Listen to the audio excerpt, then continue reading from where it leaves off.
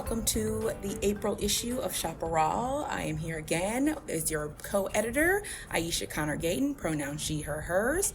And I am here with our Wellness Program Coordinator as well, Jason Plourde. Hey, Jason. Hello. How's it going? It's going well. Thanks for having me again. And we're sitting actually right in front of the fitness center. You can't see us, unfortunately, but make sure you get a beautiful picture. It's a gorgeous day outside and the perfect day to take part in fitness and wellness. So with that, our first question for you today. So let's talk about the legacy of not only wellness, but your position in the wellness program. How has this history impacted your vision for your role? So if you really think about it, the wellness program is very, very new. It was started by Aaron Calderoni. I want to say somewhere in 2018, if I'm not mistaken. So like on the grand scheme of things, as far as programs go, it's very new in comparison to some of the other programs. But with that being said, I think it's grown, a ton since Aaron started it. And I'm really, because when she started it, she did such a great job starting it. I'm just trying not to screw it up. So that's really, she really, paved the road for me.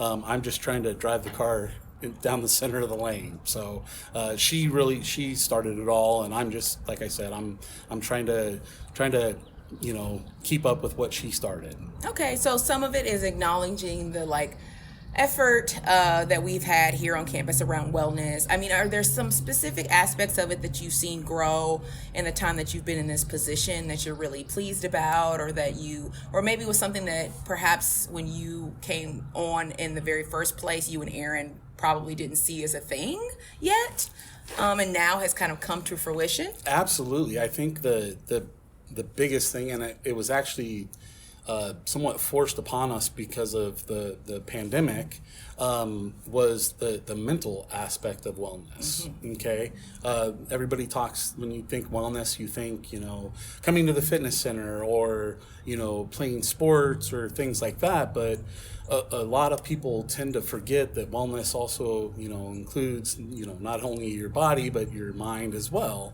So the mental side was something that was asked for me to by the Health Benefits Committee. Richard Kamei, who was the president of the Health Benefits Committee, asked me to really look into things that would, as we were going through the pandemic, to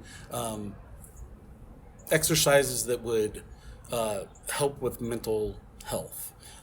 So we put in yoga. Yoga is really good for mental health. The Mindfulness Monday was something that we developed, and actually we developed it through when we had one of our health fairs on campus. Rich had got someone to come in and do a mindfulness presentation. I got into contact with that person. It started that first semester that we did it. She came every other week. So every 2 weeks, and then it kind of has grown since then. Now we're doing it every week. It's in person, as in the planetarium. Thank you, Jenny Krestow. It's in person in the planetarium, and it's via Zoom. So it kind of hits a larger target audience. But I think that was one of the things that like I've noticed as change, or I've been asked to change, was some more aspects for mental health as well as the physical health. And I think that makes perfect sense. Like you said, the pandemic really made us realize how much of our mental health, I mean, those things obviously being tied together because we couldn't go outside or have contact with people, but how important it is to kind of gain some stability around that to then do the physical stuff too. And they talk about that all the time in sports and athletics, right? How you can be the best self as a physical person, but if your mental game is not together, then there's no winning in that instance. So that makes perfect sense in terms of building that. And those things are available in Zoom. I believe Jennifer Krestow's planetarium shows are usually noon on Mondays. So the Mindfulness Monday is from 12:30 to 1. in the planetarium. It's also available on Zoom. If you can't make that time and you'd like to still participate, we also do put those on the YouTube channel that's another thing that's new, because, we recorded everything because we were doing things via Zoom. So, all our past, wellness workouts that we were doing when Erin was doing wellness workouts, we had some of her interns from her fitness certificate program lead some workouts. So all those things, all the past Zumba, all the past yoga, those are all on our YouTube wellness page. All you have to do is search Glendale College Wellness, and the page will pop right up, and there's tons of content on there. So, it's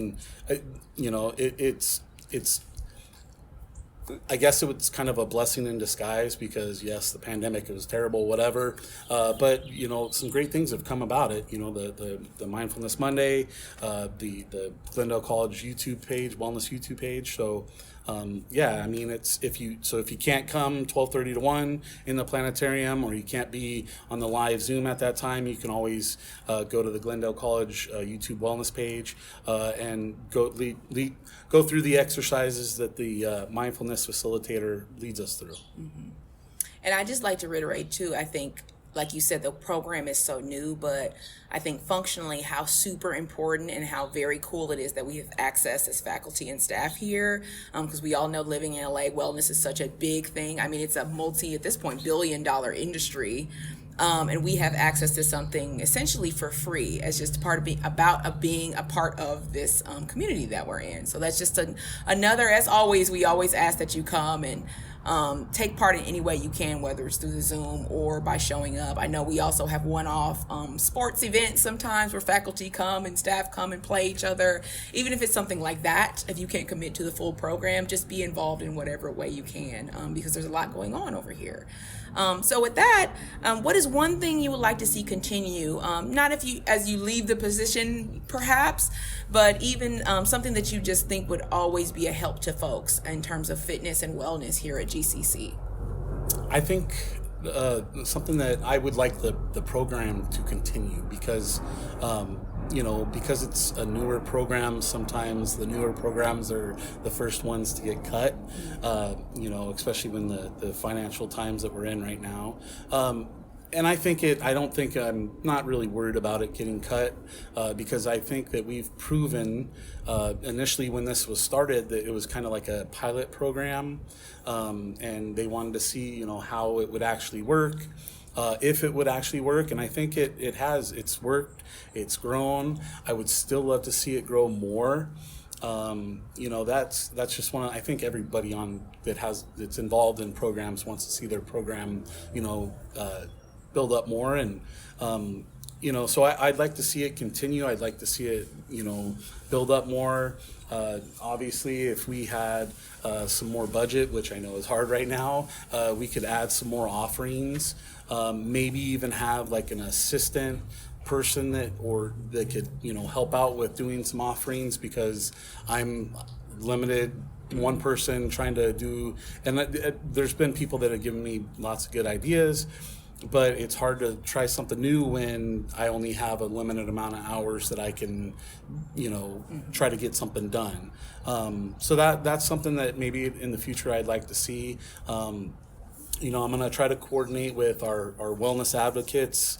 Those are people that are advocating for the wellness program, as well as on campus, as well as just, advocating for wellness, in their separate divisions. For example, you have Mike Eberts does the Monday morning walk, at 9 o'clock from 9 to 10 in the morning on the track at Sartoris Field there. He's one of our wellness advocates. That's something that he does for us. I don't pay him because we don't have the budget to pay him. But because he's a wellness advocate, it's great that he's helping us with the wellness program. He's trying to promote wellness not only for himself but also for the rest of the college. Yeah. So, and I love that example. Shout out to Mike Eberts for kind of doing his own unique spin, right, on what wellness can look like. And it doesn't, again, like you said, doesn't necessarily even have to be physical, but if you want to do some meditation or something as a wellness advocate and start up a group, you know where the listserv is, you know, if you have willing participants that they'll show up. And honestly, at the end of the day, it will really help people, which I think is the biggest purpose of all of this, is just helping one another, because we have enough work to do. So wellness is one of the few ways we can get a little relief. So I hope that that is true for everyone. Well, Jason, as always, thank you so much. Again, Tuesdays, Thursdays, it's here for you. Varying schedules in the intersessions, but please take advantage of that. Again, I know if you have a local gym or whatever, that's great. If you don't have a gym at all, or you just feel maybe even uncomfortable, come to the fitness center and talk to Jason. He can help you out and show you all the great stuff that we have, again, that is available to you for free as a part of going to work. So with that, this has been the April issue of Chaparral. My name's Aisha. I'm here with Jason. Thanks again, Jason. Thank you very much for having me. And we hope you will tune in next issue. Bye-bye.